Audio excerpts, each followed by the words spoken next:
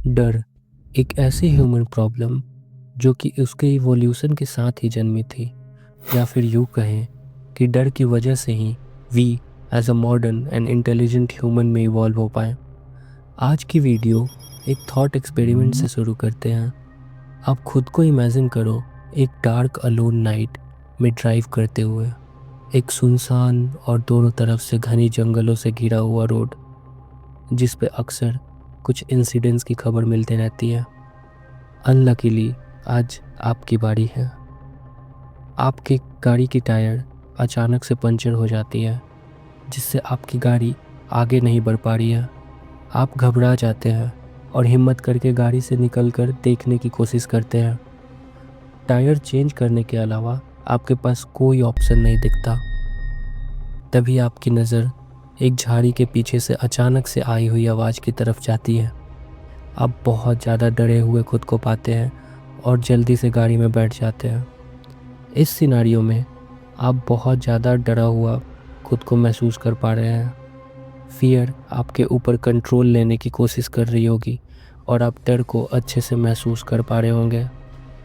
पर आखिर ये डर हमें लगता क्यों है? और जैसा कि मैंने शुरू में कहा कि ये हमारे इवोल्यूशन को बेटर बनाने में हमारी कैसे मदद किया, तो जानते हैं इस कॉन्सेप्ट को डिटेल में आज की वीडियो में। तो अगर फियर एज अ कॉन्सेप्ट हम देखें तो ये एक साइकोलॉजिकल फिनोमिनन है जो कि हमारे ब्रेन सेल की कॉम्प्लेक्स मैकेनिज़्म का एक प्रोडक्ट है। पर ये फियर आखिर होता क्यों है, इस चीज़ को हम अच्छे से जान सकते हैं अगर हम खुद को माइन्यूटली ऑब्जर्व करें। तो आप पिछले एग्जाम्पल को याद कीजिए। What exactly are you fearing of? क्या वो डार्कनेस है? क्या वो आपकी टायर पंचर होना है? या फिर आगे क्या होगा इसका ना जान पाना है? अगर आप मेरे इशारे को समझ पा रहे हैं तो आप समझदार हैं। तो हाँ, यहाँ हमारी माइंड की अनसर्टेनिटी ही हमारे फियर को जन्म दे रही है। हम नहीं जानते कि उस झाड़ी के पीछे क्या है, उससे हमें क्या डेंजर हो सकता है, हम यहाँ से बच निकल पाएंगे भी या नहीं। तो हम ये कह सकते हैं कि हमारे फियर का राज ही है हमारी अनसर्टेनिटी। अभी थोड़ा समझने में प्रॉब्लम हो रही होगी, तो एक और एग्जांपल लेते हैं और आपको क्लियर हो जाएगा।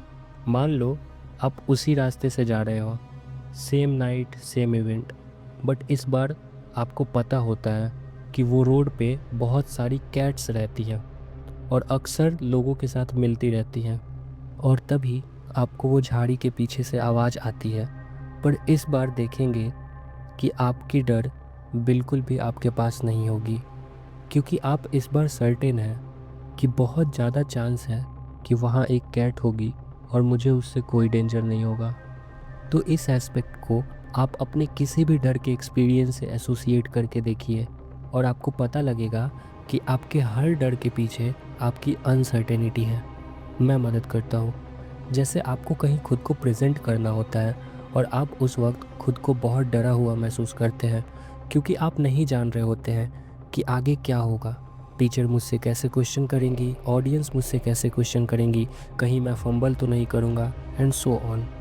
पर एक बात आपने ध्यान दी होगी कि अगर आप इस सिचुएशन में खुद को एक्सेप्ट कर लेते हैं ये बात कि अरे ज़्यादा से ज़्यादा क्या ही होगा, मैं अच्छा नहीं कर पाऊँगा और ऑडियंस के कुछ और रिएक्शन होंगे, तो फिर आप इस केस में सर्टेन हो जाते हैं और आपकी फियर थोड़ी कम हो जाती है। तो ये सारे सिचुएशंस में ऐसे ही वर्क करती है और इसी फियर के कारण आज हम लोग एक इंटेलिजेंट ह्यूमन में कन्वर्ट हो पाए, क्योंकि इस फियर को टैकल करने के लिए हमने अलग अलग तरीके अपनाए और उन तरीक़ों से हमने अपने आप को डेवलप किया।